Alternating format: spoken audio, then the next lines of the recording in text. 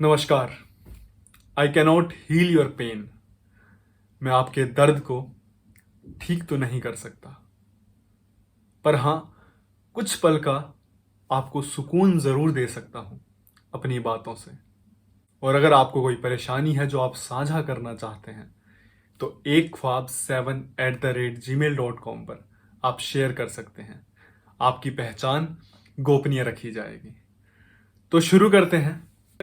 तो आज जो हमारे पास मेल आई है, ये एक लड़की की है और इसमें वो लिखती हैं कि अगर वो चाहती तो अपने घर वालों को मना सकती थी शादी के लिए अपने बॉयफ्रेंड से, पर उन्होंने उस वक्त ज़्यादा एफर्ट्स नहीं डाले और अभी कुछ दिन पहले उनके बॉयफ्रेंड का कहीं और रोका हो गया, पर अब वो अपने बॉयफ्रेंड के बिना रह नहीं पा रही हैं। वो ऐसा भी लिखती हैं कि अगर वो चाहे तो ये शादी तुड़वा सकती हैं, लेकिन इस वाले केस में होगा ये कि जो लड़के के घर वाले हैं वो उसे एक्सेप्ट नहीं करेंगे। और अब लड़का भी कह रहा है कि जिस लड़की से मेरी शादी हो रही है, इसमें उसका क्या कसूर है। अब मैं रह नहीं पा रही हूं, अब आगे मैं क्या करूं। देखिए, मेरा ये मानना है ना कि हमारी जिंदगी में जो भी परेशानियां आती हैं, कुछ हद तक कहीं ना कहीं हम लोग उसके लिए रिस्पॉन्सिबल रहते हैं। हम क्या करते हैं कि कई बार ना हमारे हाथ में कुछ चीजें होती हैं कि हम कुछ कर सकते हैं, लेकिन हम करते नहीं और बाद में सोचते हैं काश हमने ऐसा किया होता। तो देखो, जो बीत गया उसको अब हम ठीक नहीं कर सकते हैं, बट हम फोकस कर सकते हैं जो आगे होने वाला है उस पर। जो आपका बॉयफ्रेंड है, हालांकि अब उन्हें एक्स बॉयफ्रेंड कहेंगे, बहुत सही बात कही उन्होंने कि उस लड़की का क्या कसूर। कभी भी ना इस बात को ऐसे समझ कर देखना कि यार, कोई काम हम देखो, एक तो काम हम ऐसा कर रहे हैं जिससे हम अपनी जिंदगी तबाह कर रहे हैं। चलो ठीक है, वो तो हमारी जिंदगी है, हम बेकार कर रहे हैं जो भी कर रहे हैं उसमें। लेकिन कोई काम ऐसा मत करना ना कि यार जिसमें किसी का कसूर ना हो और उसकी जिंदगी बर्बाद हो जाए। जैसे ही कई बार मैंने देखा है कि यार ऐसा होता है कि सपोज करो लड़की की या लड़के की कहीं और शादी हो गई, तो जो उसका एक्स बॉयफ्रेंड या एक्स गर्लफ्रेंड है, वो जो उनकी फैमिली है ना उसमें दरार डालने लगती है, ब्लैकमेल करते कि मैं दोबारा आके देख तेरे घर बता दूंगी, तबाह कर दूंगी। कभी आप सोचना कि उसमें एक फैमिली पूरी, सपोज करो कि जो लड़की जिसकी शादी हुई है आपके एक्स बॉयफ्रेंड से, उसकी पूरी फैमिली और वो लड़की जिनका दूर दूर से कोई लेना देना नहीं है, उनकी भी पूरी की पूरी जिंदगी दांव पर लगी हुई है। आपकी एक बचकानी हरकत कितने परिवार तबाह कर सकती है, कितनी जिंदगियां बर्बाद कर सकती हैं। तो आप ये कदम तो बिल्कुल भी मत उठाओ कि आप अब उसकी शादी तोड़वा दो, क्योंकि यार वो लड़की जो बेकसूर है ना, वो पूरी जिंदगी पता है भगवान से सिर्फ यही सवाल पूछेगी कि मेरी क्या गलती थी।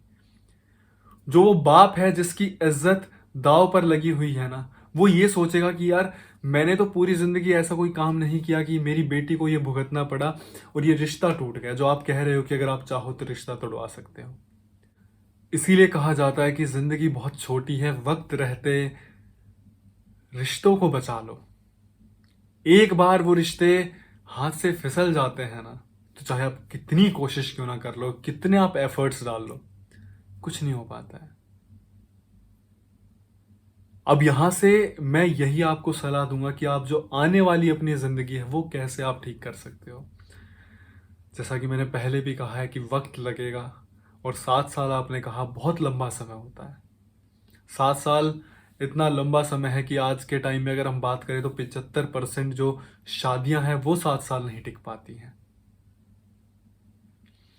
तो यहां से आप अब खुद पे काम कर सकते हो।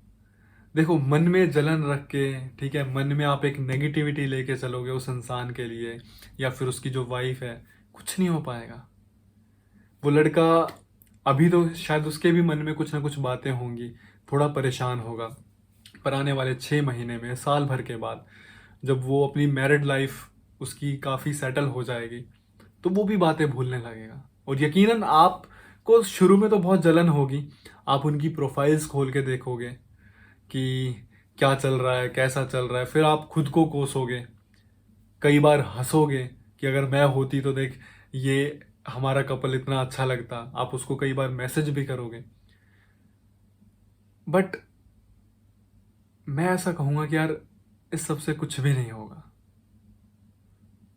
जो बीत गया आप उसको बदल ही नहीं सकते हो। अब वो अपनी ज़िंदगी में खुश है या आने वाले टाइम में खुश हो जाएगा। अब आप यहाँ से ना खुद पर फोकस करो। ये जो आपकी लाइफ का बहुत बड़ा जो गलत डिसीज़न रहा है ना, ये आप यकीन मानो कि आपको लाइफ में बहुत आगे भी लेके जा सकता है।